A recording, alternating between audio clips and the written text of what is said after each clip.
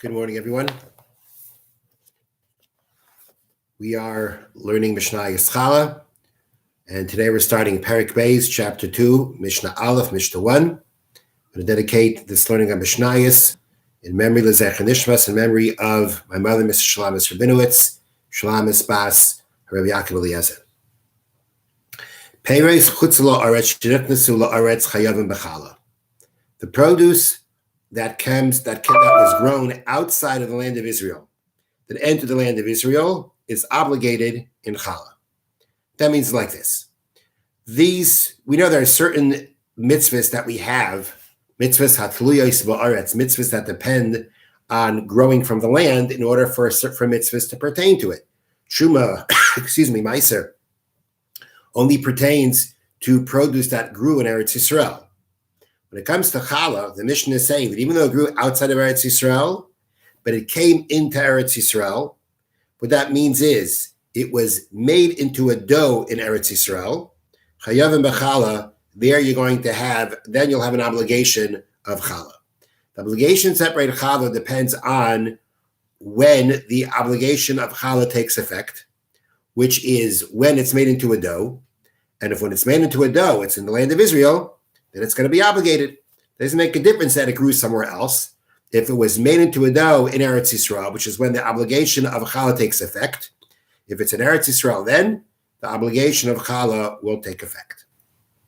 Now, next case. Yatso mikan Lashon. Now, let's say it went out from here to there. Now, the Tanoim, the sages of the Mishnah, were living in the land of Israel. So therefore, Israel is here, and outside of Eretz Yisrael is there. Yatsa mikan Lashon. Let's say the produce went out from here to there. The produce grew in Eretz Yisrael, but it was taken out of Eretz Yisrael and made into a dough outside of Eretz Yisrael. So what's that?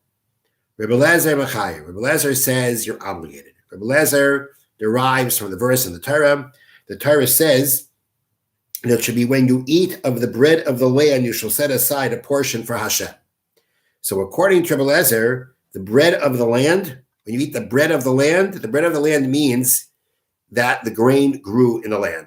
If the grain grew in the land, although the dough was made outside of Eretz Yisrael, Rebbe Lezer said that's still called the bread of the land because the grain grew from Eretz Yisrael. So here the case is where the grain grows in Eretz Yisrael, but the dough is made outside of Eretz Yisrael. Rebbe Lezer obligates because he says that's called the bread of the land. Rabbi Akiva paiter, Rabbi Akiva exempts.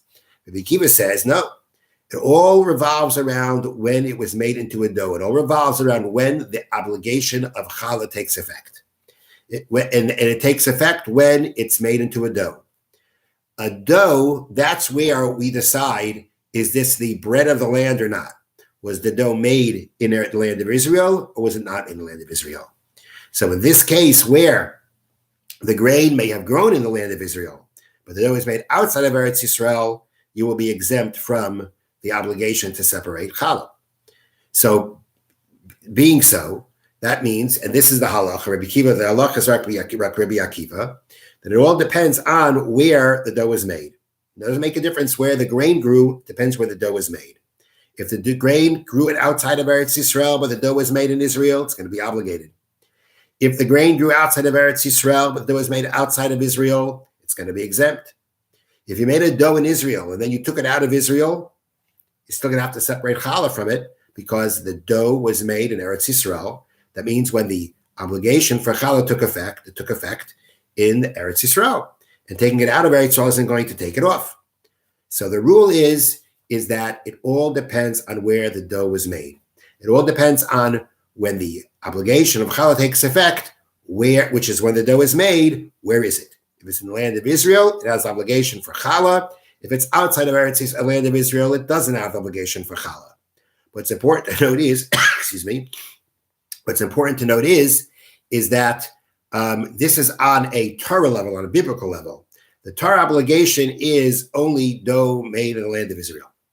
Midrabanan, according to rabbinic law, it was instituted that if the dough was made outside of Eretz Yisrael, and it can even have been the grain grew outside of Eretz Yisrael, the dough was made outside of Eretz Yisrael, the sages said there's an obligation to separate challah.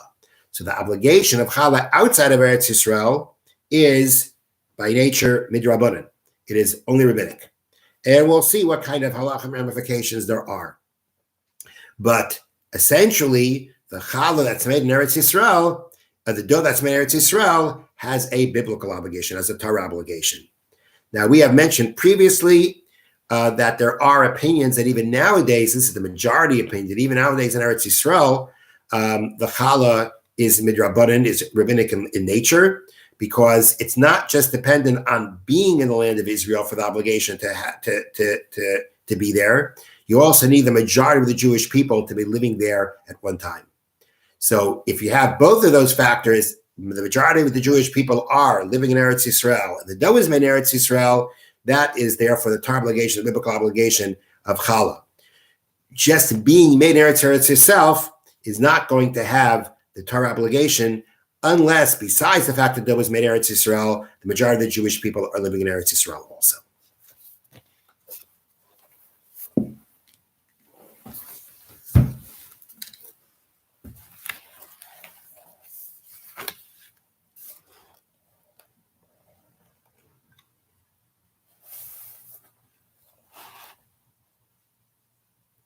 Okay, we are in the Laws of Lashon from the Chavetz Chaim, Klal Ches, chapter 8, Sif Yud Beis, paragraph 12.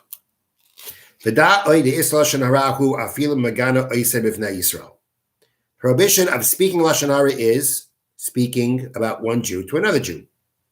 Okay?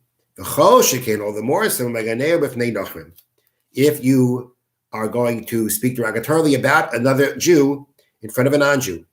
In that situation, the sin can be greater. And anytime the Chavetz Chaim talks about the sin being greater, it's greater because of its effect. Besides the fact that you disgrace the honor of a fellow Jew, which is disgracing the honor of heaven, you also are going to could be causing potentially lots of trouble for your friend. If you go over to another Jew and you tell him about a Jew, what he did wrong, not necessarily going to accept it right away as the truth. But if you tell it to a non-Jew, he's a cheat. You say to someone about one Jew to another Jew, he's a cheat, and accept it so fast. But unfortunately, it could happen that if you say it to non-Jews, they will accept it quicker. There is a greater potential that he's going to accept it as the truth and tell it to others, which can cause lots of damage and distress to that person. Not saying it's definitely going to be that way, but there is a greater potential for that. All the more so if he informs on a fellow Jew to the government. That is a terrible sin. A person who does so, who informs on a fellow Jew, falls in the category of a malshin, it means an informer. And he gets the same category, the same status as a heretic, or someone who denies the validity, meaning someone who doesn't believe in God, someone who denies the validity of the Torah, that it's from heaven.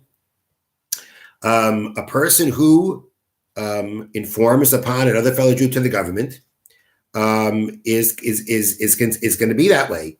Now, this is a complicated discussion. What exactly makes someone be considered an informant and informs him in the government? But clearly, if you are informing on a fellow Jew about his business dealings, that is going to be, and basically you're just informing on him to the government to get him in trouble. That already can be considered a malshin, someone who is informing on somebody else. There are situations where it may not be that way, especially if this person is causing damage to others, and there's no other way of stopping it. And again, any kind of situation like that, one has to can't on their own make assumptions. They have to ask a rabbi. But there are clearly cases where people will inform on other people about their dealing, or people wouldn't inform upon people about their business dealings, and that's a very serious sin. Okay, one has to be very careful from this. One who does go in the form of a fellow Jew, it's as if he has cursed and struck and raised a hand up against the Torah of Moshe, meaning the Torah that we received from Moshe from heaven. So the point of this paragraph was to say that we're all used to the idea of speaking Lashon Harah, or the prohibition of Lashon Harah, when speaking about one Jew to another Jew, but speaking about a Jew to a non-Jew can even have be more serious sin because of the possible more negative repercussions that can come from it. Have a wonderful day.